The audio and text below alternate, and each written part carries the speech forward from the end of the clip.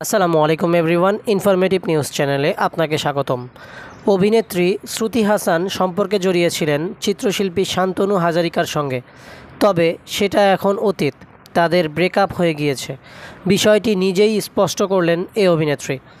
বৃহস্পতিবার 23 মে নিজের ইনস্টাগ্রামে আস্ক মি এনিথিং সেশনে এক ভক্ত বিচ্ছেদের বিষয়ে প্রশ্ন করলে তিনি বলেন, আমার এই ধরনের প্রশ্নের জবাব দিতে ভালো লাগে না, কিন্তু আমি এখন পুরোপুরি সিঙ্গেল। আমার এখনই মিঙ্গেল হওয়ার কোনো ইচ্ছে নেই, শুধু কাজ করব আর জীবন উপভোগ করব। সম্প্রতি তিনি আরও একটি ইঙ্গিতপূর্ণ পোস্ট করেন, যাতে লেখা ছিল, একটা উন্মুক্তের মতো সফর ছিল।